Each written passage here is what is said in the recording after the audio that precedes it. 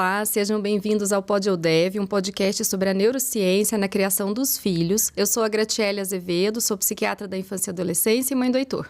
Eu sou a Bruna, sou psicóloga e sou mãe do João e da Catarina. E hoje a gente tem aqui com a gente a Samantha Muti, que é uma professora da Unifesp, coordenadora do ProAlu, que é o Programa de Acolhimento ao Luto, no qual existe um núcleo de cuidado com os pequenos enlutados, tá? A Samantha é mãe do Lucas e o nosso tema hoje é exatamente como cuidar de uma criança enlutada. E aí, Samantha? Olá, prazer. Seja bem-vinda. Obrigada pelo convite. Fico muito feliz de estar aqui com vocês e poder ajudar mesmo a pensar, né? Porque é um desafio muito grande quando morre alguém querido e a gente não sabe direito como é que fala, como é que conta, como é que fala, como é que cuida dos nossos pequenos, né? Uhum. Conta um pouquinho pra gente como é o serviço. Conto sim. O ProAlu é um programa de acolhimento ao luto que nasceu, eu falo que nasceu na pandemia, né? Tem suas raízes aí no ensino de morte e luto para a faculdade de medicina, mas foi na pandemia mesmo. E a gente primeiro focou nos adultos, né? Porque estava realmente com uma demanda muito grande. Montamos, estruturamos, os residentes ajudaram muito, a gente treinou todo mundo, foi dando supervisão para todo mundo. E tem essa vertente até hoje no atendimento online para os adultos.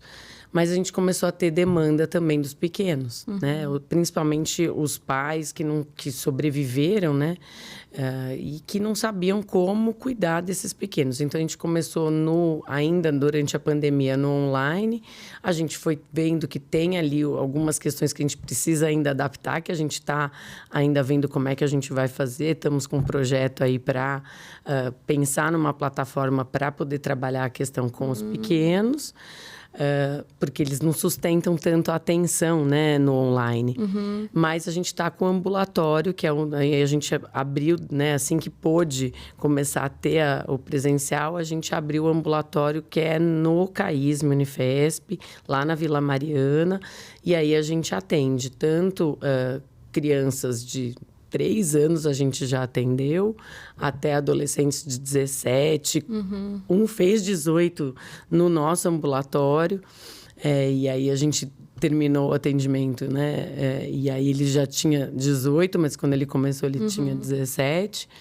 E a gente também dá orientação, né, para os cuidadores principais que ficam e acolhe também, porque eles também estão enlutados. Então, alguns a gente acaba encaminhando para atendimento no adulto, né? Outros a gente consegue fazer o acolhimento e muitas vezes até mesmo uma construção de vínculo, porque tem alguns adultos que eram os provedores da família e quem ficava ali com a criança foi quem faleceu. Então, aí é um desafio até para construir esse vínculo, porque era um vínculo mais distante. É uma nova relação. É uma nova relação. Você falou sobre as idades, eu fiquei pensando, quais diferenças de abordagem que a gente tem que ter em função da idade? Tem bastante diferença, né? Eu acho que, principalmente quando a gente está falando de morte, né? Que eu acho que luto pode ser luto simbólico também, né? Quando os pais se separam, né? Quando muda de escola, quando muda de casa, também as crianças vivem processo de luto. Mas lá no nosso programa, a gente ainda não tem perna para os lutos simbólicos, ainda a demanda por luto por morte é muito grande. E para as crianças, eu falo muito assim, a diferença da construção, né, do pensamento, do concreto para o abstrato é o que muda muito, né? A percepção e o entendimento, a compreensão da morte. Então, assim, é difícil, porque é muito subjetivo, muito individual, mas se a gente for pensar numa maneira geral, a questão das crianças aí até uns 9 anos, elas ainda estão com um pensamento muito concreto. E aí, elas não conseguem ainda compreender a irreversibilidade da morte. Elas acham que a morte é algo reversível. Então, que vai voltar, que a pessoa vai estar... É como se fosse temporário, como estivesse viajando. Eu falo muito que a experiência do videogame, né? De que morreu, mas aí, vou começar de novo, né? né? Então, desenho animado o também desenho é assim, né? animado. O personagem morre e volta, morre e volta. Exato. Mas sabe que é impressionante como isso independe do que a criança assiste mesmo, né? Realmente é uma coisa Faz muito parte. interna. Isso, faz do parte pensamento. Do interna. desenvolvimento. Porque o meu filho, outro dia a gente estava passando na rua e tinha um passarinho morto na calçada, né? E aí, acho que ele passou, foi com o meu marido. E aí, ele perguntou desse passarinho. Acho que ele falou que podia ter sido um gato, assim. Aí, depois, quando eu passo com ele na mesma calçada, mamãe, porque tinha um passarinho aqui que morreu. E como é que ele sobrevive? Mas o sobrevive dele era como é que ele ressuscita, né? Tipo, como é que ele volta a viver? Ele queria saber como é que ele sobrevive depois que morre. Filho, não sobrevive, né? Assim, se ele beber água, eu falo, beber água é importante, né? Pra gente, tudo. Mas ele não vai mais beber água, né? Mas esse exemplo que você deu é ótimo, Grati, porque aí você consegue ir explicando, né? Que é isso, a gente fica... às vezes a gente fica com tanto receio, tantas dúvidas, né? E a gente tenta tanto poupar para não sofrerem, só que aí a gente não conta a realidade e aí fica aquela coisa confusa, né? E aí a gente dá informações do simbólico que eles não conseguem ainda entender. Então, é isso. Não, ele não vai sobreviver, ele morreu. Quando morreu, para de funcionar. Então, não sente sede. Ele não vai sentir mais fome, não vai sentir mais frio. Esse passarinho não vai estar mais aqui com a gente, como a gente vê aquele ali que está, né? Vivo, voando, cantando, né? A gente tem um tempo aqui. Né? Então, acho que é importante poder ir trazendo exatamente essa realidade, né? Do que o ciclo da vida. Né? E acho que essa evitação, né, que o adulto tem de falar sobre a morte tem muito com poupar o sofrimento. Exato. Né? Então, eu quero que meu filho sofra pouco, ou não sofra. Ou não sofra. Como se isso fosse possível, né? Passar por um luto e não sofrer. Exato. Ou passar pela vida e não sofrer. Exato. E como se a morte não fosse uma coisa totalmente esperada, 100% de certeza que vai acontecer, né? Então, não vamos falar sobre isso. A gente vive esse tabu ainda, né? Eu acho que a pandemia mudou muito a nossa realidade. Acho que abriu espaço para conversar mais sobre morte, sobre luto em casa, né? Precisou, foi necessário, né? Muitas famílias estão enlutadas, perderam muitas pessoas, mas ainda tem muito essa questão da evitação, é algo que é um desafio às vezes, né? Porque aí a pessoa evita sofrer e aí ela nem encara direito, nem aceita direito que teve aquela perda, e aí quanto mais contar para a criança, né? E acho que junto com a evitação tem outro ponto que é como é que eu choro na frente do meu filho, como é que eu mostro que eu sou humano, que eu tenho fragilidades, que eu também sinto dor, que eu também tô triste, e precisa, né? Até para a criança poder entender que é isso, e estamos juntos aqui, a gente tá triste, vai sentir falta, vai sentir saudade, mas você não tá sozinho na sua dor, né? Mas a gente tem essa tendência de tentar mascarar esse sofrimento e mostrar que a gente é herói, né? Que a gente dá conta de tudo. E às vezes não dá mesmo, né? Às vezes a dor é muito grande. Uma questão que a gente orienta muito é isso. Às vezes a criança chega lá no ambulatório, algumas falam, aqui eu posso então falar da minha mãe? Porque em casa não pode. Outras, elas evitam falar. E aí a gente vai falando com ela, olha, que é um espaço para você poder falar da saudade que você sente, de como que era, me conta como é que era sua mãe, como era sua avó, né? E aí a gente dá esse espaço.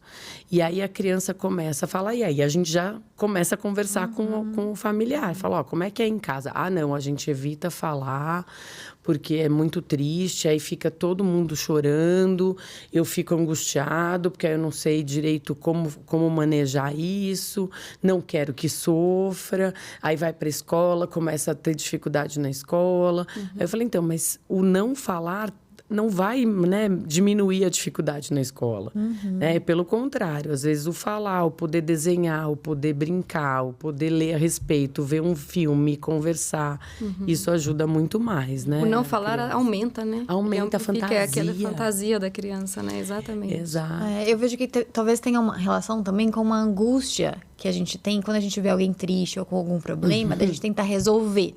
E como que resolve o luto? Não tem, né? A morte já aconteceu, ela não tem resolução. Exato. E essa angústia, então, já que eu não sei lidar não sei dar uma solução, então é melhor não falar sobre isso.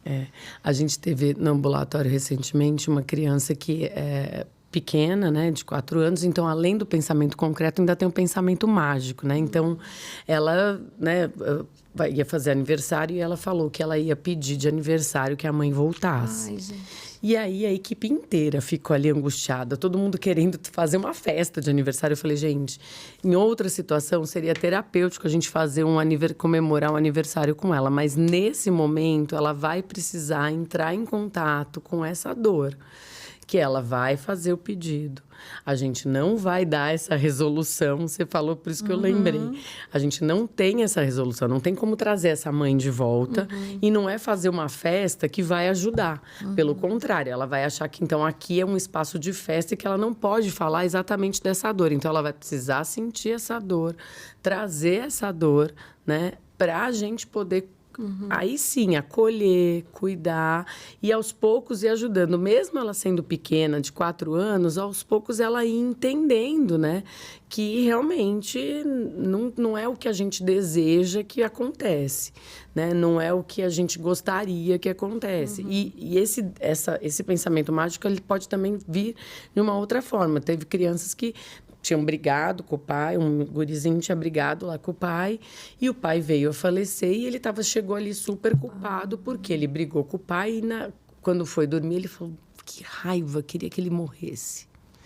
E aí passou uma semana, o pai adoeceu e morreu. Então, para criança menor, essa questão do pensamento mágico, né, é como se fosse causa e efeito. Então, a gente tem que ajudar a desconstruir isso, né, da causa e do efeito. E é um processo, não é rápido. E o falar é importante não é mágico. Por isso, né? Tanto nesse luto real aí, quanto esse luto simbólico de uma separação, eu vejo muito essa criança achar que é alguma coisa que ela fez. Né? Que causou a separação dos pais. Né? Isso acontece muito. Mas sabe o que eu queria te perguntar? Assim, o começo, que é assim, olha, a criança perdeu alguém querido ali, né? Seja um avô, uma avó, uma mãe, um pai, um irmão, né? Às vezes também acontece ali. Como é que conta? Tá. Eu acho que esse é o primeiro impacto, é a gente entender que a pessoa morreu, né? E aí, depois, fica aquela sensação, conto, não conto? Não, então, respira, junta, né?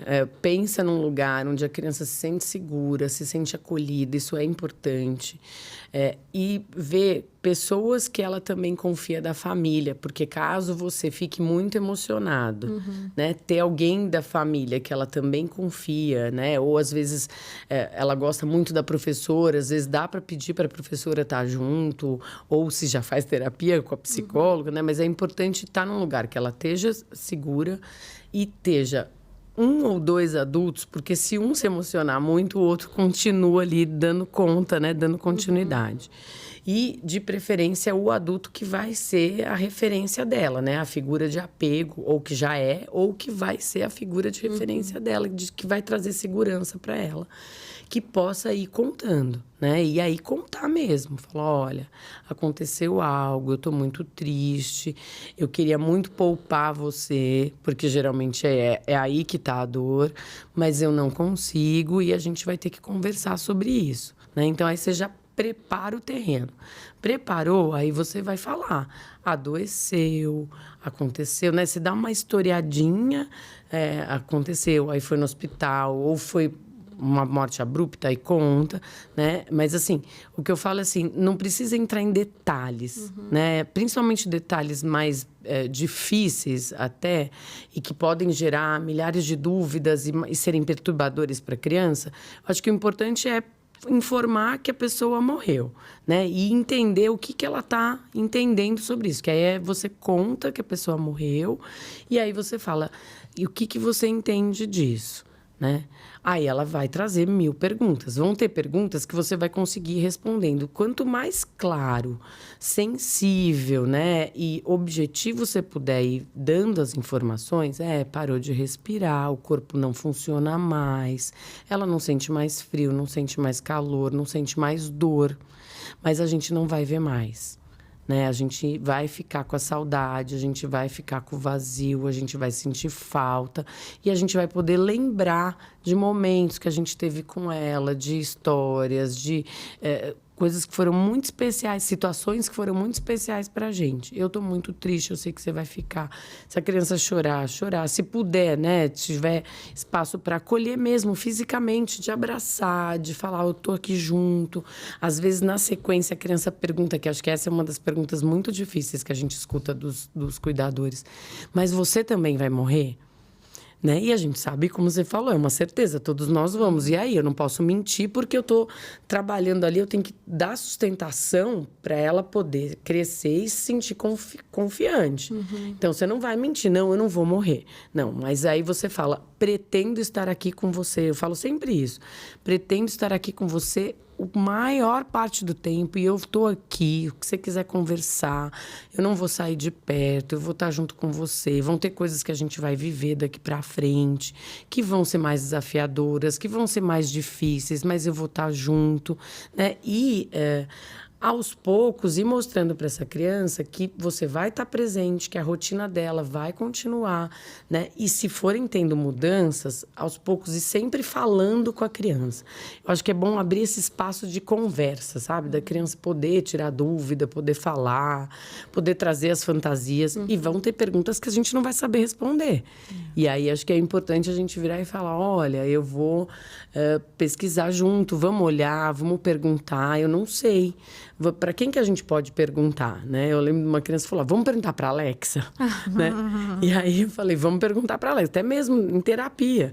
Aí eu falei, vamos perguntar então para a Alexa. Aí a gente saiu de dentro da sala, foi para a recepção, que tem uma Alexa na recepção do meu consultório, foi para a recepção e perguntou para a Alexa. Falou, vamos perguntar. Era uma pergunta bem específica dela, por isso que eu não vou trazer, mas aí a Alexa respondeu, né, de um jeito meio assim, aí ela voltou. Não gostei muito da resposta da Alexa. Eu falei, então vamos pensar junto. O que você acha, né? Eu vou falar o que eu acho, você fala o que você acha, e a gente vai fazer uma construção do que a gente pode pensar a respeito. Então, acho que são dúvidas que vão surgir da criança e que, às vezes, a gente não tem a resposta, né? Ainda mais quando entra em crença, vida após a morte. Tem vida? Não tem? Né? Depende muito de cada família, de cada pessoa, como pensa, né? Então, acho que às vezes tem que ser feito uma construção. Nesse mesmo. sentido, não tem um certo e errado, porque depende um pouco da compreensão da família sobre a morte. Exato. Né? Como é que aquela família pensa, as tradições daquela família, como é que aquela família tem uma espiritualidade, uma religiosidade, né? Eu acho que aí a gente também tem que ver. E às vezes a criança ainda também não entende se é muito pequena, né? Então é algo que a gente tem que ir cuidando. A partir do nível de compreensão dela. Da criança, sempre. E eu tenho até mais uma dúvida nesse sentido, que é assim, mesmo que seja uma crença da família, porque o que eu noto às vezes, né? Já traz no sentido de já corrigir. Não vai estar mais aqui, mas tem uma vida, mas quando você não sei o quê. Então, parece que assim, eu nem dei o tempo da criança processar aquilo e eu já estou trazendo aquilo lá, uma resolução. Né? Então, a gente já adianta uma resolução para a criança, né? Exato. Tem um momento melhor para trazer isso? Não, maravilhoso isso que você está falando, que é o que você comentou, né? A gente tem essa angústia de querer aplacar o sofrimento da criança. Tem que esperar, né? E é importante para a criança ela saber que a gente dá conta dela chorar e que a gente fica em silêncio junto com ela. E que a gente não está ali para resolver todas as dores e deixa ela sem dor. A vida faz parte, né? E acho que aí é falar isso, falar, olha, é um sofrimento. Então, é muito subjetivo, mas eu acho que é importante dar uns dias para a criança, né? Até para poder ir vendo como é que ela está pensando. E acho que em vez de trazer já a solução, não, olha, vai acontecer isso, aquilo, não. Mas vamos pensar junto, o que você acha que acontece? Ou às vezes ela mesma vai vir perguntar, ela mesma. Pra onde ela tá? Como que a gente pode falar com ela, né? Tem um livrinho, que é esse que eu gosto muito, que é esse aqui, A Morte da Lagarta. É fantástico. Eu não ganho royalties, não. Eu até gostaria muito de conhecer os autores, porque ele foi muito bem cuidado, assim. E ele tem tem essa página aqui, que aí ele vai falando de vários tipos de fantasias que a criança pode ter ou que as pessoas podem falar. Porque, às vezes, na mesma família, apesar de ser a mesma crença, a avó fala uma coisa, a tia fala outra, o pai fala outro, né? Então, para cada pessoa é de um jeito. Então, é importante porque aí você abre espaço para conversar com a criança. Mas virou fantasma? Mas é um fantasma do bem? Fantasma não é mal? Ou fantasma é bom? Ou, peraí, virou estrela? Mas é estrela? Né? Então, eu falo sempre para falar sobre a questão de que morreu e que não está sentindo dor e que o corpo parou de funcionar. Né? Tentar falar de uma forma mais concreta e não simbólica. Porque a gente já teve também crianças que começaram a não querer dormir para poder procurar o pai no céu, qual que é a estrela que era o pai, porque estava naquela fase do pensamento concreto. E começou a ter alteração de sono, né? E aí depois alteração de humor. Mas esse livrinho é bom porque aí você tem esse espaço até para trabalhar essas questões. E aí, com isso, falar para a criança, e o que você acha que é? Né? Que tem várias possibilidades. E aí você ajuda a construir junto com a criança, né? Mas tem um tempinho também. Né? Acho que depende de como está indo, né, com a família, como é que a família está lidando com a morte. Que a criança ela vai lidar muito, né, com tudo na vida, de acordo com aquela família está lidando. Né? Então, todas as dificuldades, desafios, até mesmo as coisas boas, a criança se espelha na gente, não adianta. Né? Então, a gente também tem que olhar para essa família, como é que essa família está lidando, e aí oferecer para a criança essa possibilidade dela construir a partir do que ela tem de família, mas o que ela acredita, né? O que para ela é importante. Por isso que eu gosto muito desse livrinho. E quando trazer um livrinho desse? Porque contei, né? Porque aí também aquele afã de falar assim, agora eu comprei 10 livros aqui, né? E aí eu vou começar a ler com a criança e a criança não tá nem fazendo a relação, assim. Tem que esperar. Quando trazer, como é que traz? Você comenta, você fala assim, olha, comprei um livrinho que fala um pouco sobre isso. Como é que é? Isso. Mas primeiro ela ainda vai ter que processar, né, Grátia? Antes do livrinho, ainda tem um desafio maior, que é levo ou não levo para os rituais de despedida. Ah, é verdade. Que fica todo mundo sem saber, né? Então, assim, primeiro você dá a notícia, aí você vai ter que ficar junto com a criança, aí depois você vai ter que ver esse adulto, por isso que eu falei que é importante ter 2 adultos. Um, se você se emocionar muito, tem um outro para continuar ali falando, mas você vai ter que continuar. É importante você ficar mais tempo com a criança. Viu que a criança acalmou, que a criança, né, tá começando a processar. Aí deixa ela quando fala, olha, eu vou ter que ver agora uma parte que é uma parte que realmente eu tenho que ver documento, tenho que dar andamento, né? E aí depois a gente vai fazer uma despedida para mamãe, para vovó. E aí eu vou te explicar para ver se você vai querer ir fazer essa despedida. E aí quando você fala isso, a criança já começa ali também a processar a questão da despedida. Quem ficar junto, muitas vezes vai receber todas as perguntas. Às vezes a criança não, depende de cada criança. Às vezes ela fica quietinha, só vai criando a imaginação. Só que na maioria das vezes, mesmo uma criança que já entende que é irreversível, já deve ter visto até cenas em filme de velório, ela ainda, né, tá nesse processo de entender, morreu, não morreu, demora para cair a ficha, até pra gente adulto, demora, né, acreditar. Você fala, nossa, não tô acreditando que isso aconteceu. Né? É que ela passa uns dias e às vezes tá pensando em ligar para aquela pessoa, muito, né? Exato. Então, assim, e aí tem o velório e aí, né, você tá processando. Então, aí a criança está ali imaginando que ela vai lá e vai despedir. Quando você falou despedida, a criança imagina ela abraçando e dando tchau, né? E despedindo. Então, você faz toda a parte burocrática, muitas vezes você vai ter que fazer, depois você volta e aí você explica. Né? Ou, de preferência, vai você primeiro ali no velório ou, né, no ritual que for de cada família, vai, já tem um primeiro impacto emocional que é mais intenso mesmo, e aí depois você volta para casa e conversa com a criança. Olha, tá tendo agora o ritual de despedida, vou te explicar como é. Então, as pessoas, elas ficam mais emocionadas, elas ficam ali lembrando de histórias, mas vai estar ali no meio, vai ter uma caixa grande. Você já viu em alguma vez, em algum filme, algum desenho, né? Um caixão que vai estar lá o corpo da vovó, da titia, da mamãe. Vão ter pessoas rezando, vão ter pessoas em volta, vai ter vela, vai ter flor. Você realmente faz a imagem da cena. Exatamente. Você conta a cena e fala. E as pessoas ficam muito emocionadas. Você quer ir lá Mas a mamãe não vai estar acordada, ou a titia, ou a vovó, quem faleceu, né? Não vai estar acordado, porque ela já morreu. Então, ela não volta mais. Como eu falei, o corpo para de funcionar, ela para de respirar. Então, a gente vai estar lá só despedindo do corpo. Se para você achar que é importante você ir, a gente vai se organizar, vai organizar 1 ou 2 pessoas para ir, para estar junto. Eu vou estar junto com você, vou ficar um tempo junto com você, mas depois eu vou ter que ficar lá. Ou você prefere ficar aqui em casa? E aí você dá essa opção. Essa decisão a partir de que idade você acha? Eu acho que tem que oferecer essa possibilidade sempre, mesmo os pequenos. Você tem que contextualizar, né? Eu acho que você tem que contextualizar e você tem que explicar a cena e falar o que vai acontecer, o que ela vai ver. E aí, leva, né? Se a criança quiser, se a criança falar de cara, não quero, né? Ou é muito pequena, às vezes a criança não vai entender. Sim. E vai falar, não vai falar nada, falar você que sabe. Aí você realmente pensa como você se sente mais confortável. Mas acho que é importante dar essa opção para a criança, até porque o ritual de despedida, de você ir lá e ver a pessoa no caixão, é importante para o processo do luto. Cognitivo mesmo. Exato, de aceitação, de entender que aquela pessoa realmente não vai estar mais ali, o corpo dela está ali, mas a pessoa, né, não está mais ali com vida, conversando. Então, a primeira etapa concreto.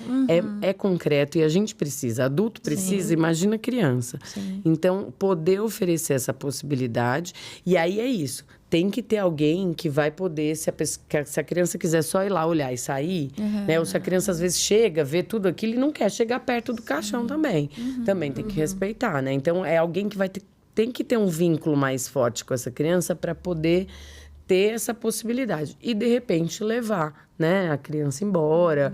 Ou, às vezes, tem uma parte que tem um jardim. Às vezes, já teve criança que fui lá, eu dei um beijo na minha mãe, mas depois eu fiquei lá no jardim, lá fora, que aí eu fiquei brincando, né? E tudo bem, pode ficar brincando, ok, né? É o mundo da criança, é o brincar. Então, né? Então é poder dar essa continência.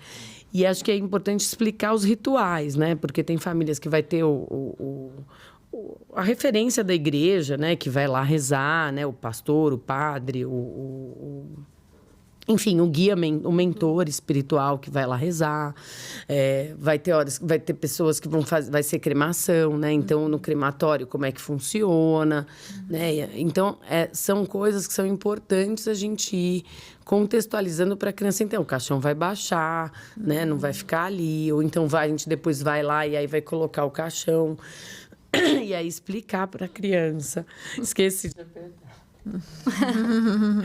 Enfim, mas acho que é explicar para a criança todos esses processos aí e ter sempre alguém de referência que possa estar junto, né? Para poder dar essa possibilidade dela também poder ir traduzindo e entendendo. Aí, depois disso, quando chega em casa, dias depois, acho que assim, nos primeiros dias vai ser difícil até ter a rotina. A gente sabe como é. É uma ruptura da rotina, né? Tem uma ruptura. A hora que for... reconstruir a rotina nova. Reconstruir a rotina. O que tiver de novo, poder ir falando, olha, isso a gente vai ter que adaptar, vai ter que mudar, né? Isso aqui a gente vai continuar, vai manter desse jeito. Tentar manter o máximo a rotina. E aí, ela vai começar a vivenciar a ausência, que você, como adulto responsável, já tá vivenciando também. E aí, poder ter esse espaço de conversa sobre esse vazio, sobre essa ausência, né? Como é que a gente vai, então, mudar? O que isso tá te angustiando? Então, vamos mudar? Vamos fazer criar uma nova rotina, né?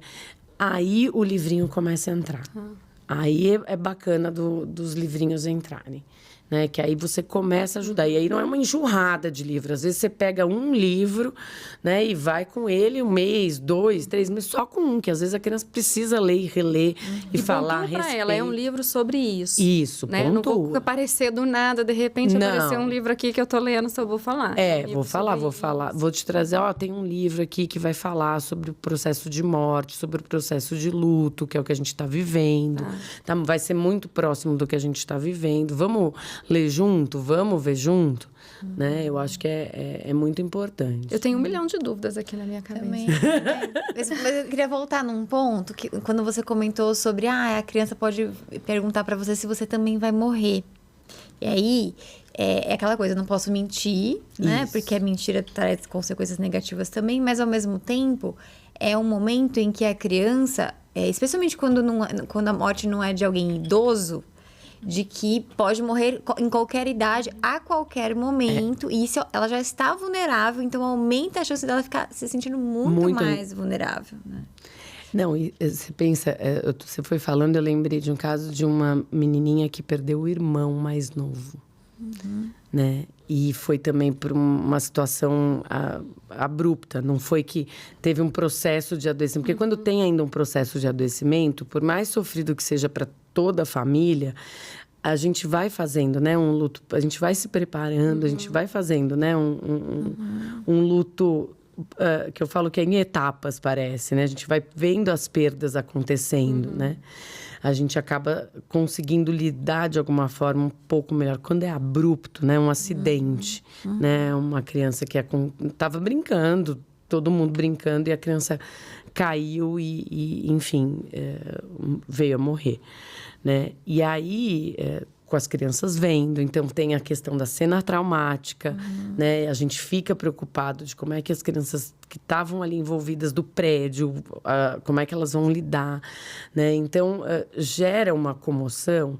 E pra gente também, adulto, a gente quer morrer quando a gente é idoso, porque a gente já deixou um legado, já viveu, né, vários projetos, vários desafios. Então, pro adulto também é mais sofrido. E aí, essa criança tá ali com 1000 questões, né? Então, quer dizer... E aí, ela começa a entrar em contato com... Eu também posso, né?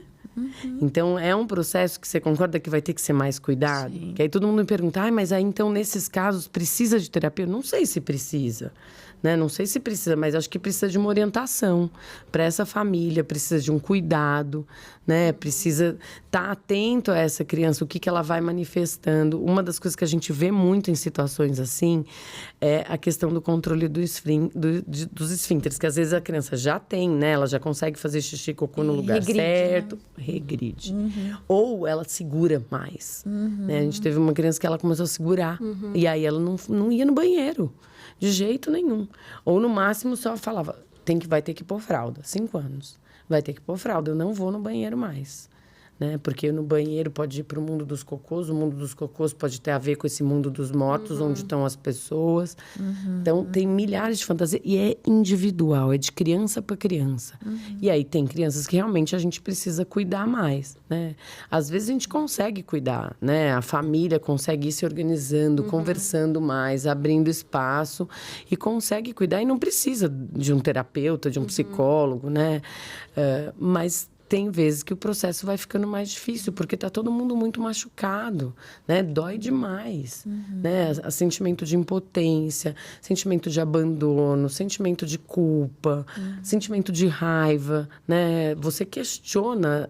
Eu falo que o luto, ele é um novelo, né? Não são fases. Eu acho que é um novelo com milhares de sentimentos que, às vezes, a gente tem uma vivência de caos, de um nada, um vazio, uma desorganização mesmo, né? A gente teve um gurizinho também que ele era muito apegado à mãe. A hora que a mãe faleceu, ele foi se desorganizando mesmo, né? E aí, sim, precisou de psicólogo, precisou, inclusive, da gente encaminhou pro DICA, né, de psiquiatria infantil, e teve que entrar com risperidona numa dose baixa, mas entrou porque ele estava desorganizando.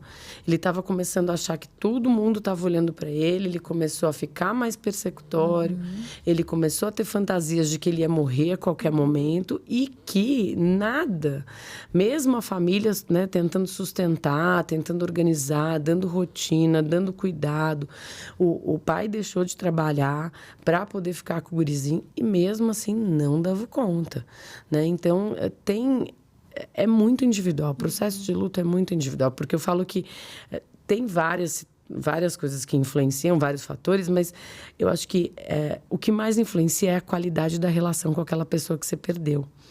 E aí, relação é muito individual. A relação que eu estabeleço com você, a relação que eu estabeleço com a Grati é diferente, porque somos pessoas diferentes. Então, vão ter coisas que a gente vai ter maior conexão, vão ter coisas que a gente vai ter uma desconexão. Isso faz parte das relações, né? Então, quando você tem uma conexão muito forte, que aquela pessoa, principalmente para a criança, ela é a base do cuidado, né? Ela é a referência, né? É a figura de apego, é a figura que traz segurança, é a figura que mostra para ela como que é o mundo, né? Vai ajudando ela a lidar com as questões internas, com as questões externas. Ai, gente, aí que eu acho que vem o desespero de mãe, né? Que vocês estão falando essas coisas tudo aí. Vem. Eu já tô nessa. Aí por isso que mãe, a gente pensa, não pode acontecer nada comigo, né? A gente pensa mesmo. A gente pensa mesmo. Não, o quanto que a gente, né, pensa, né? Olha, o avô tá doente, a avó tá doente. A gente vai falando, meu Deus do céu, como é que eu vou falar isso pro meu filho, né? Como é que eu vou conversar sobre isso? A gente já vai sofrendo antes, né? Sim. Eu tenho uma outra dúvida, então, aqui, que é desse ponto. Por exemplo, minha sogra já faleceu antes do meu filho nascer. Meu filho não a conheceu, né? Então, tem uma questão, assim, por exemplo, tem um quadrinho no quarto dele que era dela e que a gente deixou. Não é uma foto, né? Mas uma foto de um anjinho, mas que tem esse contexto de falar, esse era da sua vovó, né? E tudo. E aí eu fico com meu marido, assim, de como é que a gente traz? Porque é o que aconteceu outro dia. Foi demorou muito a resolver uma questão do inventário, então tinha um dinheiro para pegar no banco. Meu filho quis ir junto no dia, foi com meu marido. E meu marido contando, né, dessa coisa de dinheiro. O meu filho ficou meio assim, começou naquele dia a me perguntar, mas eu vou morrer? Eu não quero morrer. E aí tinha o negócio do passarinho, aí ele trouxe, então eu vou beber muita água para eu Pra não morrer. Né? E aí você vai morrer, e assim... eu até conversei isso na minha terapia. Ela falou assim, olha, também tomar cuidado para não exagerar, porque não é um luto dele, né? O luto é do seu marido, que já faz um tempo, mas é um luto dele. Ele só está tentando compreender a morte e a vida. Ele está tentando compreender a morte e a vida. Então, vamos ver o que vai trabalhar. Mas nesse aspecto, essa coisa assim, trazer para a criança esse membro da família que talvez ela nunca conheceu... Né? Tem alguma questão, assim, também? Eu acho super importante, né? Faz parte da nossa história. Claro, Né? O luto... Entendo que o luto é seu e do seu marido, mas são pessoas que foram importantes para vocês, importantíssima para o seu marido. Então, como é que você não conta, né? Que esse grau de detalhes que eu fiquei... No detalhe dele ir junto lá na hora, sabe? De pegar um inventário, de fazer uma resolução... O que conversou, eu não sei se deixou ele mais abalado. Eu fiquei na dúvida. Eu falei, será que às vezes, eu sou desse pressuposto. Que se a criança está vivenciando aquilo e por alguma forma ela precisava, né? A vida trouxe a situação para ela poder... Uma oportunidade para ela poder entrar em contato. Eu acho que eu parto desse pressuposto. Mas, de qualquer forma... Então, assim, tira esse sentimento aí de... Ai, meu Deus, será que eu exagerei? O que eu fiz? Isso é normal, né? Toda mãe tem mesmo. Mas eu acho que a criança precisava viver, né? Seu filho provavelmente precisava falar sobre isso, entender um pouco mais. Mas meu filho está com 11 anos, eu sempre falei para ele... Meu pai faleceu quando eu tinha 17, né? Eu falo que sou uma adolescente enlutada. E transformei essa dor do meu luto nesse cuidado aí, no SUS, né? Nessa questão toda. E eu falo muito para ele, né? Conto histórias, mostro foto, mostro, né, alguns vídeos, enfim. Vídeo a gente não tem tanta facilidade, porque na época do que meu pai faleceu, ainda era vídeo de filme, né? De fita cassete. Mas, de qualquer forma, eu sempre conto histórias, trago valores que foram importantes. E é importante até pra gente, pro nosso processo de luto, né? Porque eu acho que a dor da perda, ela não é algo que você supera. É algo que você aprende a lidar. E a vida inteira você vai sentir falta. E a vida inteira você vai sentir... Se foi uma figura de referência, uma pessoa que você tinha muita conexão, você vai sentir falta a vida inteira.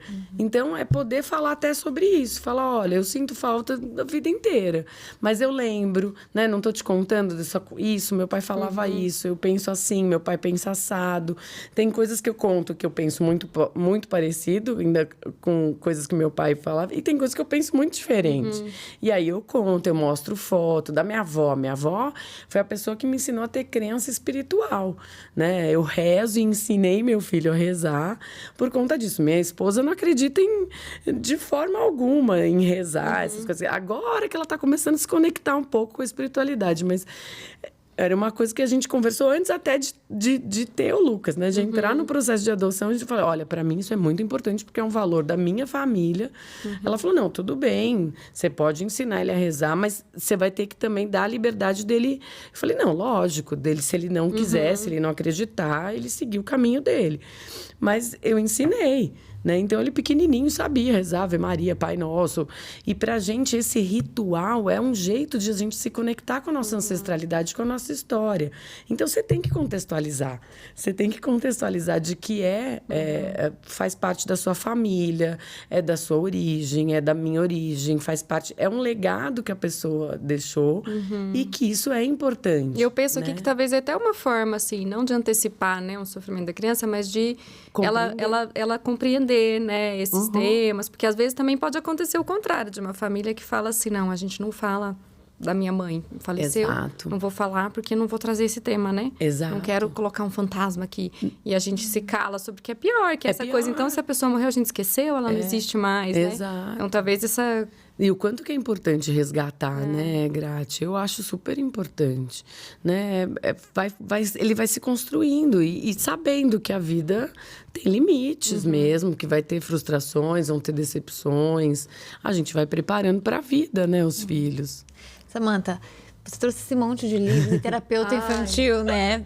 Ficou aqui querendo saber um pouquinho. Escolhe alguns, assim, para você mencionar e em que contexto, como que a gente usa. Eu acho que a gente depois pode pôr no comentário, eu acho, do podcast, acho que a gente pode pôr a listinha. Pode, acho ótimo. E aí falar assim, esse aqui é para mais ou menos tal idade. No ambulatório, a gente tem muitos mais. Eu trouxe, até a hora que eu pus aqui, eu até achei que eu tinha posto muitos mesmo. Mas tem ainda muitos mais lá. Mas esses são, acho que os principais, assim. Esses aqui eu coloquei como as crianças pequenas, né? Antes dos 9 anos, 3, 4 anos, o livro do Adeus é ótimo, né? As crianças pequenas, né? Eu acho que... Não sei se vai aparecer, mas a gente coloca a lista depois, né? Pronto. Família Pinguim. As crianças pequenas, principalmente a questão de pet, né? Uma situação que eu vivi com meu filho, até recentemente comentei com um amiguinho dele da escola que tinha perdido um peixinho. A gente lembrou, o Lucas tinha acho que uns 5 anos, 6 anos. Ele perdeu, a gente comprou um peixinho beta, e aí o peixinho, uma semana, ele morreu de frio, teve um fungo e morreu. Aí a gente teve que fazer o ritual, ele chorou. Aí ele quis outro peixinho, a gente foi lá e comprou outro peixinho, conversou com o veterinário, colocou o termômetro, a gente saiu. Quando a gente voltou, o peixinho morreu de calor.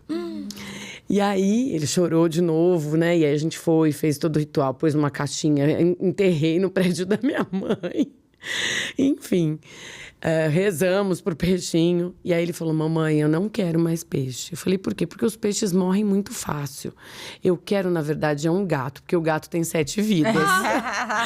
E aí, a Camila, uma amiga minha, né, terapeuta ocupacional lá do departamento, ela acabou dando um gatinho pro Lucas. E o Lucas, durante muito tempo, achou que o gato tinha 7 vidas. E aí, o amiguinho dele agora, né, com 11 anos, contou que tinha perdido o peixe. Ele, eu também já perdi, mas peixe morre muito fácil. Outros animais morrem com menos dificuldade. Aí eu contei a história, aí o amigo virou pra ele, Lucas, mas você já sabe, né, que na verdade essa história não é verdade, assim, que ele tem 7 vidas. Aí o Lucas, não, tem bastante vida, assim. Vive muito mais tempo que um peixe, né? E vive. Mas essa questão do animal de estimação para criança pequena é muito bacana.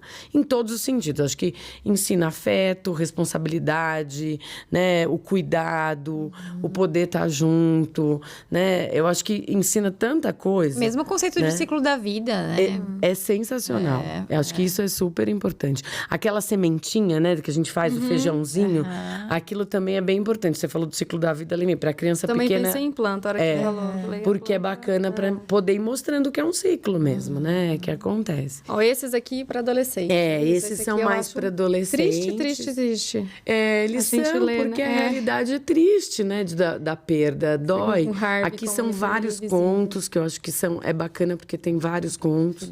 Meu filho Pato. E esse daqui, para trabalhar sentimento de culpa, é muito bacana, Tá. né? Eu queria poder te dizer, né? E aí você pode abrir depois essa possibilidade. O que você gostaria de dizer? Você quer escrever? Você quer falar a respeito? Né? Esses aqui, para trabalhar sentimentos no geral. Aí eu acho que nem é só a questão do luto. Eu sou fã desse... O Monstro das do Monstro das Cores. né? Esse tem um joguinho que dá para você trabalhar. Eu já pensei em comprar lá em casa. É sensacional. Legal? Muito. Porque aí a criança vai falando das emoções dela. Já vai percebendo, né, o que ela tá passando, ela tá assim, discriminando, Discriminando. né? Poder a criança entender o que ela tá sentindo, né, gente? Aquele filme, Divertidamente, eu acho que o mais bacana... Eu acho sensacional. E o mais bacana é poder a criança entender. Nossa, então isso é ansiedade. Poder nomear. Isso é isso. Porque às vezes vem aquele... Ela não sabe. Entender a função. A raiva, né? Entender... E agora, o que eu faço com isso? Como é que eu lido, né? Então, eu acho isso bacana. Esse daqui, né, de uma psicóloga que eu gosto muito, que inclusive está lá de supervisora no ProAlu, que é para perda de pet, que é muito fofo. Esse aí já é mais específico, eu diria, para terapeuta consultório, mesmo, talvez, consultório, né? porque aí tem umas perguntinhas que é, na verdade, para ser disparador, quando a criança está com mais dificuldade de falar a respeito. E esse daqui da Ilha do Vovô, que é lindo demais, eu sou suspeita, eu amo, que fala de uma maneira bem simbólica sobre a questão da perda, né? E aí o que você fica, como é que você fica, como é que o avô fica. E esses outros, no geral, assim, vão falando. Esse para onde vamos quando desaparecemos, acho legal. Esse, onde que você tá, esse, né, esse eu do não conheço. pato. O pato, a morte, a de tulipa, é o que eu falei, é mais uma reflexão sobre a própria morte, sobre a acho, própria né? morte, exatamente. Essas questões. Esse é lindo, né? Esse é lindo. Acho que essa câmera Esse pega melhor. Cadê? Acho Pode essa chorar. da nossa frente aqui, nessa aqui, ó. De cá. Não, eles são Isso. livros que são tristes, não deixam de ser, porque a perda é triste. Toda perda é triste, né? A gente sofre mesmo, mas aí você dá a oportunidade de conversar, né? Porque, e acho que é importante isso, mesmo que leia com adolescente ou que seja criança, né? Lê junto, né? Poder estar junto, poder depois Você me conversar. falou isso uma vez, né? Leia antes, né? Isso, leia antes e depois lê junto, né? E abrir para conversar. E às vezes a criança não quer conversar sobre a situação dela, mas ela vai falar do personagem, né? Então aí você se vê que a criança está ficando mais no personagem, fica só no personagem. Tá aí, o que você ia querer mudar dessa história? Aí deixa ela falar, vamos dizer que ela mudasse o desfecho, tá? E se, vamos dizer que não pudesse mudar, como é que a gente pode fazer continuação dessa história? O que você faria, né? E aí você também coloca o que você faria, né? E qual personagem que você gostou mais, qual personagem que você menos gostou. E isso pode ser em filme também, né? Tem aquele Viva, a Vida é uma Festa, que eu acho lindíssimo. Muito lindo. Né? Eu me emociono toda vez que o... Esqueci o nome do personagem, que ele... Coco? Não. Não, Confundindo aqui. não lembro. Mateus? Não. Não lembro. Não lembro. Que ele chora com a avó quando ele canta... Que ele chora não, que ele canta a música pra avó. Toda vez eu me emociono. Mas é isso, é poder lembrar dos nossos mortos, né? Porque é lembrar da nossa história e manter eles vivos com a gente. Que acho que essa é a questão, né? Da gente conseguir continuar esse vínculo, né? De continuar tendo as pessoas com a gente de uma forma simbólica. Então, precisa lembrar, né? Olha, eu tenho muitas outras dúvidas que não vai dar tempo, a gente vai ter que marcar outro. Ou eu vou perguntar Sem em off problema, depois. sem problema. Mas a gente tem um quadrinho no final que a gente fala do pode ou deve, né? Então, eu queria dar início, que é tipo assim, olha, pode ou deve chorar na frente da criança? Pode, deve, talvez. Acho que cabe os dois, pode e deve. Porque é isso, é poder mostrar para a criança que você é humano e que você também está sentindo essa dor, né? A gente fica muito com receio de segurar, mas é isso, né? E eu falo até mesmo, o terapeuta pode se emocionar. Acho que, como terapeuta, a gente não pode deixar né, se descontrolar, porque senão a criança fica sem referência. Nossa, meu terapeuta tá muito, né? Eu já vi situações da criança, do adulto, consolar um médico uma vez quando foi dar a notícia. Então, acho que assim, poder chorar, pode, se emociona, né, enquanto profissional, mas enquanto pai, mãe, tia, avó, aí você pode chorar mesmo, de abraçar as crianças e chorar junto, até de soluçar junto, se precisar, né? E aí depois ir podendo, a criança também sentindo que você também, você chora e depois você vai se acalmando e... Né? Porque a gente não fica chorando dias, a gente chora, vem aquela emoção, ela precisa. Tem até um livrinho, esse eu não trouxe, que fala Por que choramos? Que aí explica para a criança por que a gente chora, que a gente precisa transbordar. Né? Às vezes é de alegria, às vezes é de tristeza. Sabe que eu estava lendo um livro, estava pedindo essa coisa de chorar, que falava assim que não tem nada que se compara também a essa sensação de você ter chorado tudo que você precisava e você se recuperar do choro. Naturalmente, sabe? Exatamente. Sem ser uma coisa forçada, né? E aí imagina você poder fazer isso com uma pessoa que você ama junto, né? A gente é adulto, né? Outro dia eu cheguei na minha mãe e falei, ai mãe, minha mãe tá com 88 anos. Eu virei para ela e falei, mãe do céu, tem horas que é tão difícil, né? E aí ela me abraçou e aí veio um choro. Não é que eu tava triste, eu não tava triste, mas eu acho que eu tava sobrecarregada mesmo. Aí veio um choro E aí ela ficou ali me abraçando, né? E me consolando. A hora que eu terminei de chorar, eu falei, ai mãe, desculpa, eu não sei nem por que eu chorei. Mas eu acho que eu tava precisando. Obrigada por esse abraço, que bom ter você para me abraçar ainda, né? Que bom ter você aqui. E aí ela me abraçou e falou, que bom para mim também poder estar aqui com você e te dar esse colo, né? Eu acho que não teve nada melhor. Eu saí de lá, depois mandei mensagem para ela agradecendo. Foi pouco tempo, essa semana ainda. E aí eu falei para ela, mãe, nossa, me deu uma energia depois, eu fiquei tão bem depois, eu acho que eu tava com tanta coisa ali que eu não conseguia nem entender, porque tem horas que é isso, o sentimento toma conta da gente. E a gente vai vivendo, vai trabalhando, vai, né, construindo tudo, né, e tocando tudo que a gente construiu, e a gente às vezes não para, né? E mesmo quando vai para terapia, a gente vai falar das questões, mas acaba sendo um processo muito mais racional do que deixar vir a emoção, e às vezes precisa. Então, acho que é importante, ainda mais você ter alguém de confiança, que você sabe que vai estar ali com você, e depois você vê que você se sustenta, né? E que a pessoa te deu essa sustentação. Isso por um vínculo de uma criança que perdeu alguém, ela poder sentir isso, sentir que você está ali vivencialmente com ela. É importante. E que ela vai conseguir, que ela também se acalma, que você se acalma e respirar e falar, bom, e agora? O que a gente vai fazer, né? Vamos desenhar, vamos ler um livro, vamos dar uma volta, vamos só deitar e ficar junto, né? Eu acho que é poder estar junto, né, Graça? É tão importante. E pode ou deve falar muito sobre a pessoa que morreu? Deve, aí eu acho que deve mesmo, né? Poder trazer essas lembranças boas, poder trazer o que está sentindo falta, lembrar, nossa, a mamãe gostava de comer bolo de cenoura com calda de chocolate. Vamos aprender a fazer? Eu não sei fazer, nunca fiz, sempre foi sua mãe que fez. Vamos aprender a fazer? Às vezes a criança fala, não, mas tem uma lojinha aqui, ó, uma cafeteria que tem um bolo que é parecido com o da mamãe, então vamos lá, né? Poder trazer isso, né? A gente, para evitar a dor ou evitar se emocionar, às vezes a gente até muda o caminho, né? Ah, não vou passar mais naquele restaurante. Não lembrar. Não vou lembrar, não vou mais naquele... Eu falo que é o contrário. Lógico, tudo tem seu tempo, né? Porque se você vai para você ficar triste, também não vale a pena. Mas, assim... se você vai para poder ficar emocionado, você vai ficar triste, mas também vai trazer lembranças boas, né? E poder rir e chorar junto, eu falo.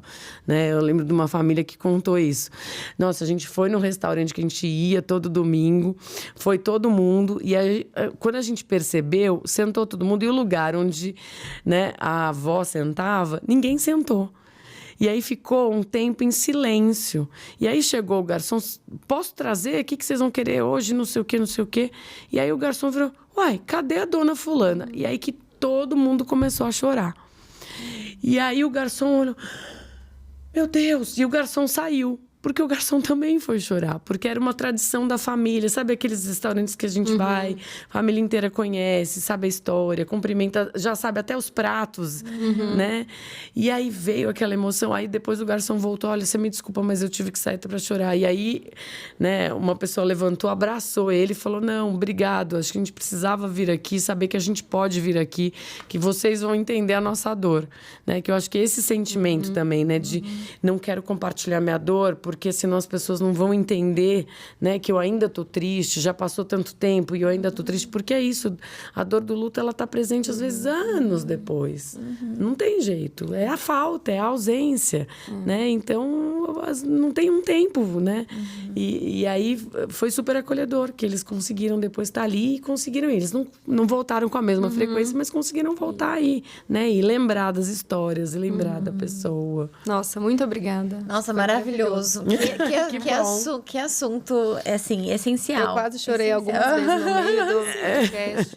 Maravilhoso. Samanta, muito obrigada. Viu? Imagina. Com certeza vai contribuir para muita gente que vai acompanhar. Imagina, espero que sim, espero ter ajudado, espero poder contribuir bastante mesmo. E quando precisar, pode me chamar, ou chamar alguém da minha equipe. Pode deixar. Tá todo mundo ali estudando, pesquisando, a gente está se dedicando bastante para os projetos. Parabéns pelo trabalho lá, né? Obrigada, que é um ambulatório gratuito, né? Pelo SUS. Muito legal, né? assim. Então Vamos deixar ali embaixo também nos comentários. Ai, bacana. Acho que pode colocar do Instagram também, porque o Instagram tem um objetivo. Vocês fizeram que uma é cartilha também, né? Fizemos 3 cartilhas agora, né? Eu acho que é bem bacana. Suas redes sociais também. Eu acho que é ProAlu. É do o Instagram é ProAlu. Proalu.unifesp. Eu acho que esse é o principal, porque tem a função de psicoeducação em luto, ajuda muito, tem dica de livro, dica de filme, tem alguns pontos bacanas, acho que ajuda todo mundo mesmo. Muito legal, obrigada. Imagina, Obrigada, pessoal. Até a próxima. Tchau, obrigada.